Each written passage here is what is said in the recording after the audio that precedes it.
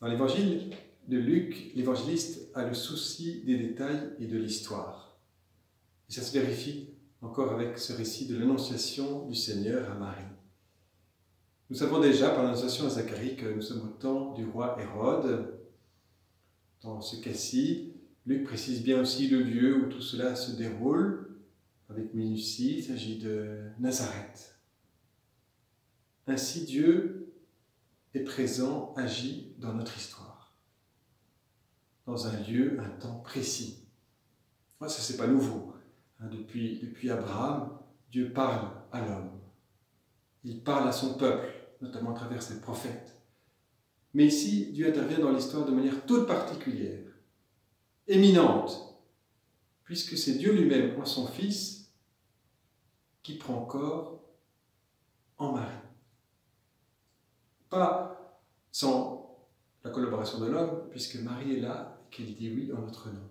Mais Dieu vient dans notre histoire. Il vient en prenant corps de Marie en son Fils Jésus.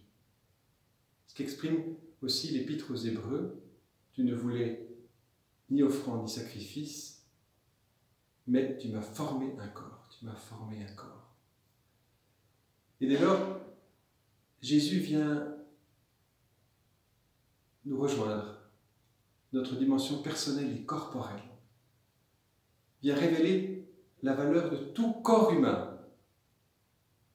Et en cette période de crise, nous sommes touchés aussi dans notre corps, spécialement par ce coronavirus, c'est bon de nous le rappeler, de savoir que Jésus est là, présent dans notre corps.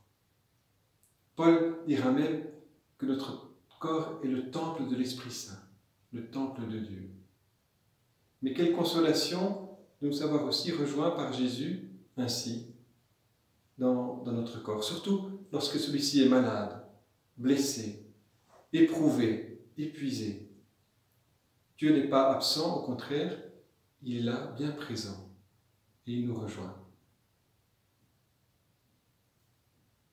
Dieu vient à nous à travers le corps que Jésus prend, le corps humain. Il vient, dit aussi l'Épître aux Hébreux, pour s'offrir. Me voici, je viens mon Dieu pour faire ta volonté. Me voici, je viens mon Dieu pour faire ta volonté. Dès la conception de Jésus en Marie, en prenant ce corps humain, Jésus vient s'offrir, faire de sa vie une offrande. Alors comment ne pas penser aussi aujourd'hui à tous ceux qui font de leur vie, de leur personne, de leur corps, une offrande. On peut penser à tous ceux qui, aujourd'hui, auprès des malades, auprès de nous, d'une manière ou d'une autre, s'offrent. Ce sont évidemment tous les soignants qui sont en première ligne, mais aussi tous ceux qui exercent tous ces métiers qui nous permettent de vivre dans les magasins, dans les transports publics, etc., etc. Je pense aussi particulièrement à ces prêtres, spécialement dans le nord de l'Italie, qui ont fait offrande de leur vie, de leur corps, pour être auprès des malades, pour leur porter le Seigneur, l'amour de Dieu, cette présence du Seigneur auprès d'eux. On le sait par l'actualité, nombreux sont ceux déjà aujourd'hui qui ont donné même leur vie, qui ont été jusqu'au bout de l'offrande.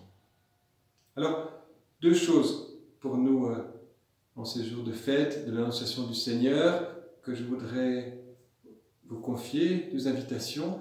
La première, c'est de rendre grâce, remercier le Seigneur pour sa présence en nous. Parce qu'il a été jusqu'à, en Jésus, prendre un corps humain et rejoindre ainsi tout corps humain, toute personne humaine. Nous pouvons vraiment rendre grâce.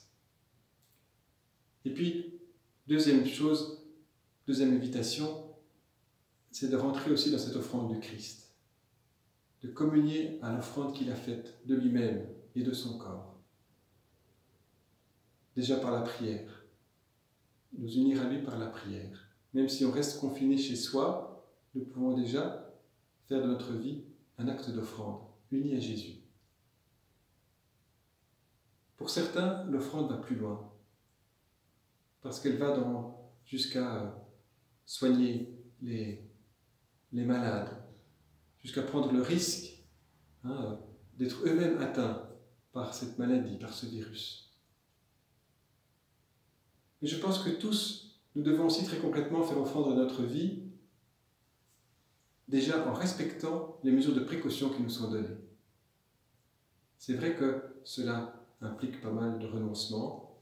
On ne peut plus voir ses amis comme on veut, se déplacer comme on veut, mais c'est aussi un acte d'offrande pour l'autre, pour autrui, pour que l'autre ne soit pas atteint du virus, de la maladie, par respect pour le corps de l'autre et pour mon propre corps. Action de grâce parce que Jésus est là et nous rejoint dans notre personne, notre corps, et offrande que nous sommes appelés à vivre nous-mêmes, unis à Jésus, offrande notre vie, notre corps. Amen.